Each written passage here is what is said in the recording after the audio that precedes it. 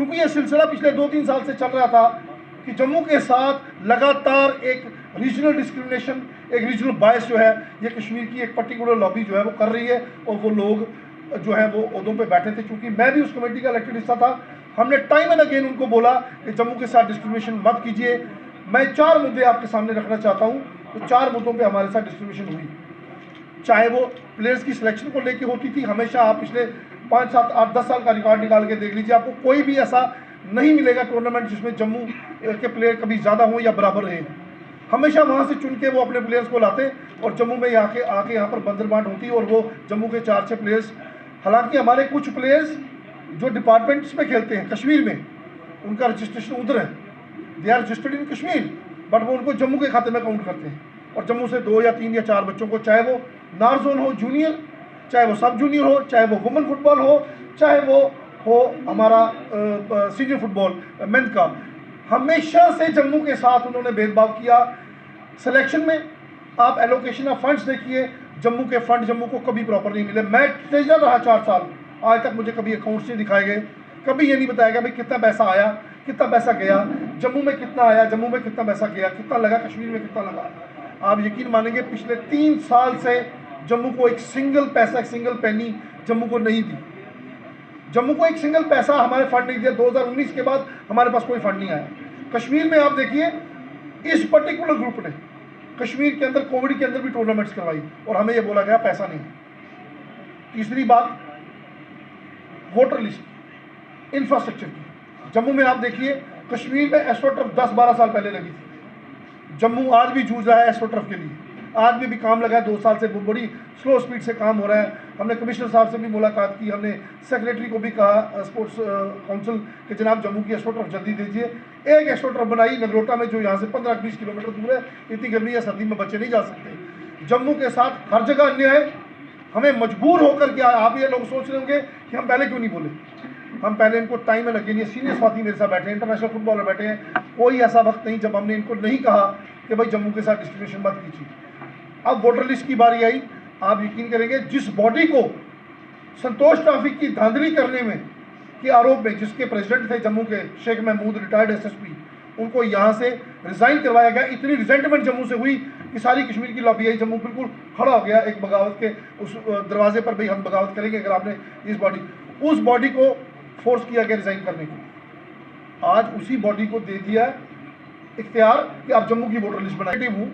ये जम्मू के vice president हैं, ये जम्मू के वाइस प्रेसिडेंट हैं। 2-2 जोन है हमारे, 2-2 वाइस प्रेसिडेंट को नहीं पूछा गया कि आप लिस्ट तैयार कीजिए जम्मू की। हमने कहा भाई 2017 का जो चुनाव हुआ था, हमारे पास जो रिकॉर्ड अवेलेबल है वो 2017 का है। 2017 में जो चुनाव हुआ था वो उसकी वोटर लिस्ट आप निकालिए, क्योंकि हमारे एक रूल है जेकेएफए का, कॉन्स्टिट्यूशन का। ये कॉन्स्टिट्यूशन की कापी में सारे डॉक्यूमेंट्स लाया हूँ। हमारा एक रूल है कि जो क्लब लगातार 5 साल खेलता है वो रजिस्टर्ड क्लब कहलाता है, उसको वोटिंग राइट मिलता है। 2017 के बाद कोई टूर्नामेंट 18 को हुआ, उसके बाद कोई टूर्नामेंट नहीं हुआ। लगातार 5 साल किसी की पार्टिसिपेशन नहीं है, लिहाजा 5 साल किसी की ना कोई क्लब बाहर निकला, ना कोई क्लब अंदर आया। 2017 की जो डीएफए जम्मू की इलेक्शन है वो वोटर लिस्ट है, उस वोटर लिस्ट को गायब कर दिया गया, कहा कि हमारे पास रिकॉर्ड नहीं है। और उन आदमियों को जिम्मेदारी दी गई, उन 2 बंदों को, एक को जिसको निकाला गया, एक को उसके बाद में एक्टिंग बनाया गया चेयरमैन, वो भी फेल हुआ, उसको भी निकाला। उन लोगों को जिनकी कोई अथॉराइजेशन नहीं, जिनके पास कोई अथॉरिटी नहीं, उन लोगों ने वोटर लिस्ट बनाई। और जैसा कि हमें डर था, उस वोटर लिस्ट में आप हैरान होंगे, जैसा कि मैंने बताया कि एक रूल है कि 5 साल जो क्लब खेलेगा वो वोटिंग राइट बनाएगा।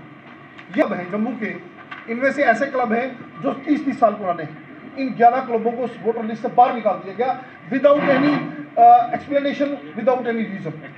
मैं नाम बता दूं, Churchill Brothers C, Young Churchill B, Christian Star C, Young Christian, Vijay Young, Young Warriors, National Club, Param Juniors, Param Risers, Bhagat Singh Football Club और पलावाला फुटबॉल क्लब। इनमें से 2-3-4 क्लब तो ऐसे जो 30 साल पुराने हैं। और यहाँ नहीं वो रोक रुके, उसके बाद उन्होंने इसमें 6 क्लब और डाल दिए, जिन क्लब्स का कभी हमने नाम नहीं सुना, जो कभी 1 या 2 साल खेले होंगे, या कई तो कभी खेले ही नहीं।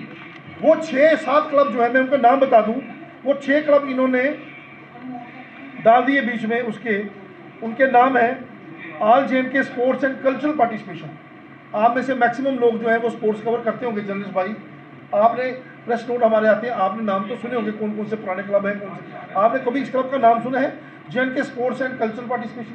कोई एक आदमी बता दे मुझे जिसे इस क्लब का कभी नाम सुना हो। इसका नाम वोटर लिस्ट में कैसे आता है? स्टैलियन FC, सैनिक कॉलोनी B, सैनिक कॉलोनी A हमारी मेंबर है, B मेंबर नहीं है, उसके 5 साल नहीं हुए। हीरो क्लब B, उसके 5 साल नहीं हुए। सिटी FC, ये 5 क्लब हैं 6 जिनके इन्होंने नाम डाले। हमने यहाँ से रिप्रेजेंटेशन इन क्लब्स की, मुझे बिंग ट्रेजर रिप्रेजेंटेशन आई कि जनाब ये क्लब जो है हमारे निकाल दिए गए हैं बिना किसी वजह के। मैंने वो रिप्रेजेंटेशन उठा करके इन्होंने एक चिट्ठी लिखी हमें कि हमारे क्लब में ये क्लब फॉल नहीं करते और ये सीनियर क्लब जो है वो इग्नोर किए गए। हमने चिट्ठी जनरल सेक्रेटरी साहब को लिखी, 5 दिन 6 दिन हम वेट करते रहे कि जनाब इस पर गौर किया जाए, लेकिन ये इन क्लबों के ऊपर कोई गौर नहीं उन्होंने किया। उसके बाद हमें कहा गया कि चूंकि गवर्नमेंट ने रिटर्निंग ऑफिसर अपॉइंट कर दिया है तो रिटर्निंग ऑफिसर को आप चिट्ठी लिखिए। रिटर्निंग ऑफिसर की एक नोटिफिकेशन निकलती है कि जनाब जिन जिन को ऑब्जेक्शंस है वो दे दिए। हमने यहाँ से स्पेशली स्टीफन जी को यहाँ से श्रीनगर भेजा। 11 क्लब बाहर निकाले गए और 6 फेक क्लब जो है ये बनाए गए हैं बिना किसी वजह के, बिना किसी। इस पर गौर किया जाए। अब क्या डिमांड है? अब डिमांड ये है जनाब कि वोटर लिस्ट अभी तक तैयार नहीं है। 12 तारीख की जो डेट है वो आप बताइए कौन सा चुनाव विदाउट वोटर लिस्ट होता है?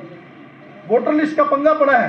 वोटर लिस्ट जो है वो क्वेश्चन के दायरे में है और जान साहब ने खुद बोला कि बहुत सारी ऑब्जेक्शन इसके अलावा भी है, सिर्फ जम्मू का ही नहीं, बाकी कश्मीर के भी कई डिस्ट्रिक्ट्स की जो आई हैं ऑब्जेक्शंस, इस हालात में चुनाव नहीं हो सकते। लेकिन हमें नहीं पता स्पोर्ट्स काउंसिल या स्पोर्ट्स डिपार्टमेंट जो है उनकी ऐसी क्या मजबूरी है कि वो इस पर्टिकुलर ग्रुप को फेवर करने के लिए वो लोग जो है वो इलेक्शन 12 तारीख को आमादा है। और आप देखिए उस पर नॉमिनेशन जो है वो 7 तारीख को लास्ट डेट थी, नॉमिनेशन भी नहीं रोकी गई। तो ये सिर्फ और सिर्फ एक ड्रामा, एक फार्स है।